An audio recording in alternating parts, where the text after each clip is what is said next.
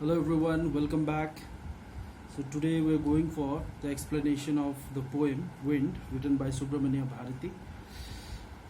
Last Friday we had our first interactive classes where I already explained the poem, but as we realized that some of you could not join the classes on last Friday, that is I think the 13th of June. So because of that reason we are uploading the explanation part again, so that those who have already attended the interactive classes can refresh their memories, as well as those who couldn't now will have your own videos so that you can understand the poem. So let's come to the poem. The name of the poem I have repeated again and again, it's Wind, W-I-N-D. And as if you hopefully you have gone through the first video, right, where I read the poem Wind. So there I have asked you a few things to be done there.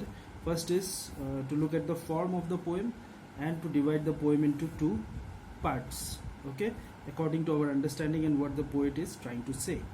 That is the first thing, and we have also discussed about what is wind. So if you have not gone through the video, the part 1 of the poem Wind, the reading of the poem, then please go through it. So without further delay, let's go to the explanation. So the poem goes like this, it starts like this. Wind comes softly, don't break the shutters of the windows, don't scatter the papers, don't throw down the books on the shelf. Okay, these are the first 4 lines of the poem. So what the poet is telling here is, the poet is talking directly to the wind and asking the wind to come softly. That is, come without making much noise, come without creating any disturbance to anybody. Come very softly, and while wind you come towards us or towards our families or homes, don't break the shutters of the windows, because our windows are open and the shutters are maybe not locked in place. So in that case, if the wind comes in any other way than softly, what will happen is the shutters are going to break. Maybe there may be some paper lying around on the table in our house or on some other place maybe, and if the wind comes and there is no paperweight on top of the paper, then the papers will be scattered. So the poet is saying, don't scatter the papers, don't throw down the books on the shelf. If you come very forcefully, you means wind. If the wind comes at a great force, then what is going to happen is it is even going to throw down books from the shelves. So the poet is asking wind not to do all these things. Come to the 5th line there. Look what you did. You threw them all down. You tore the pages of the books. You brought rain again.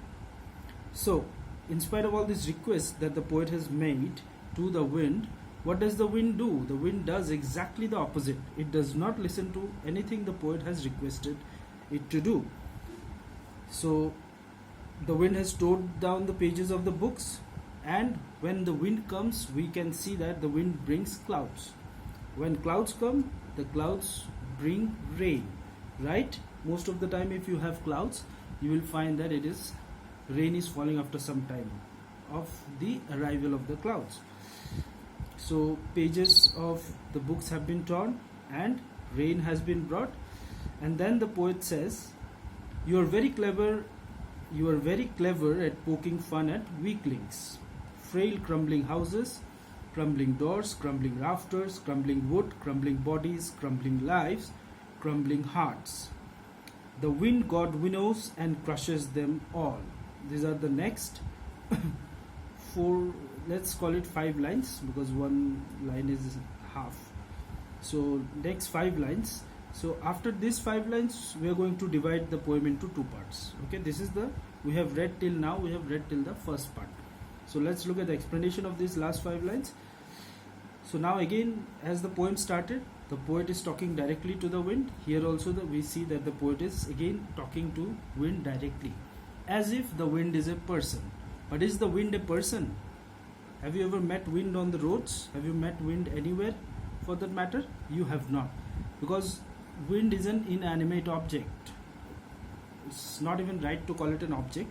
It's an inanimate thing, right? So do you meet wind anywhere? No. You can only meet persons, okay?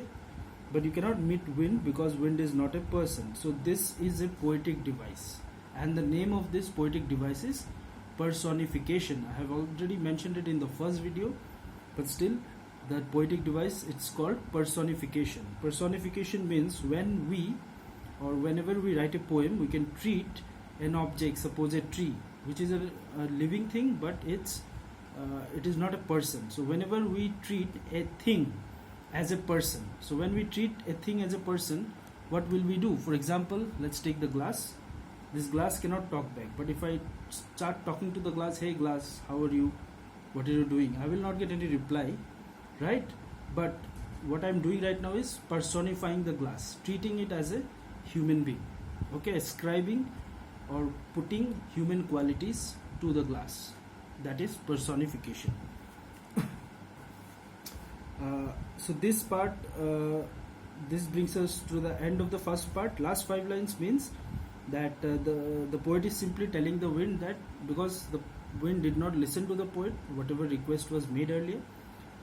So he's saying you are clever at poking fun at weaklings. So the wind, you are very clever at poking fun at weak things. What are the weaklings? The weaklings can be the shutters of the windows, paper. Paper is strong? No, it is very weak. It can be torn very easily. Then books also can be called as weaklings. And what else can be weaklings?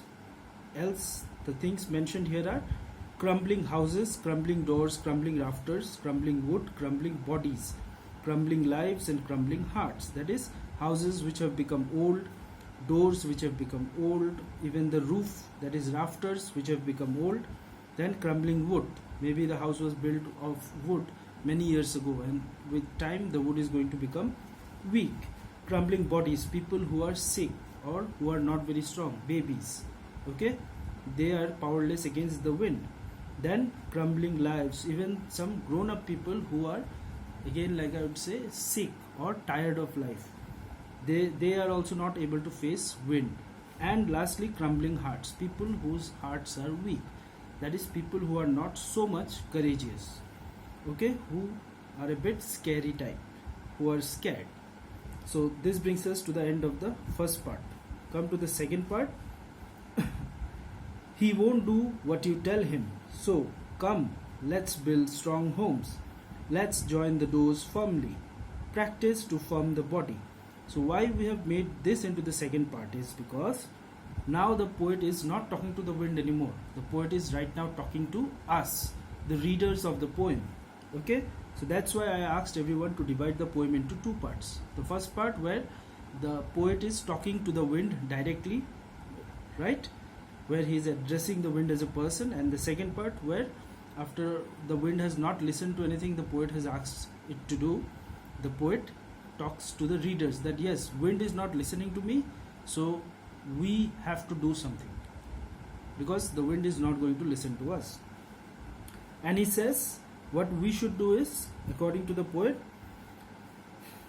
so instead of making weak houses, let's make strong houses, okay, let's build strong homes.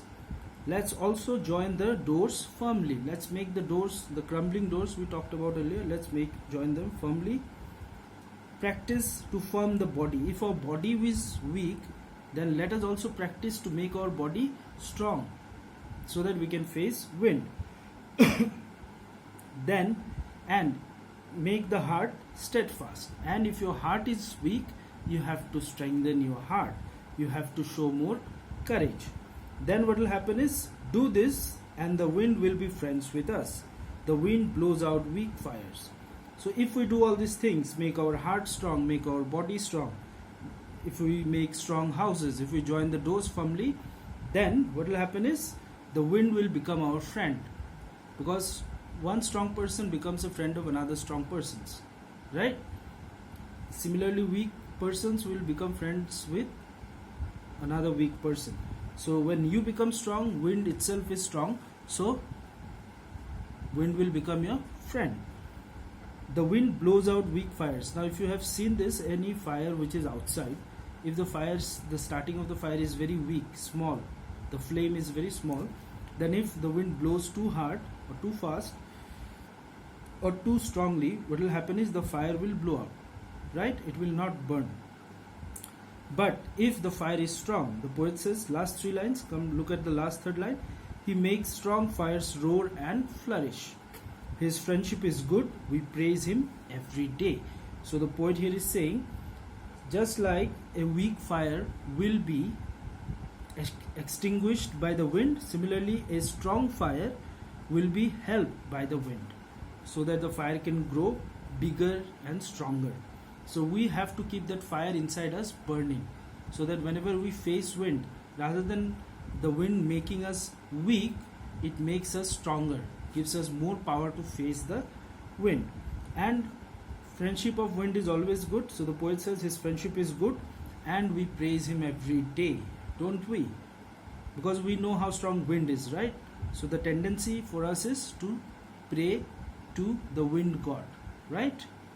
And that's why we praise him every day. Suppose especially during now summer season, when the temperature outside is say high, suddenly you get a gust of wind softly on your face, you praise him or not? Wow, you say wow, what a nice experience. So that's why we pray him, pray to wind. Okay, so this is the explanation of the poem. If you have already gone through it, so next step after going through this video, immediately you will look at the question and answers. Okay, and remember, you have to also read about the parts of the poet, whatever explanation of the poet or information about the poet has been given, go through it. Okay, you need to remember it, not for examination purpose, but to understand the poem properly. And very important, go through the word meanings and underline the words that you do not understand, and post them as comments below this video right here. Okay, the comment section. Any other questions, you will post it in this video in the comment section, and go through the question answers. If you have doubts regarding them, you will ask me. Okay, apart from that, yes, next video you will get discussion of the exercises. Till then, take care and stay safe.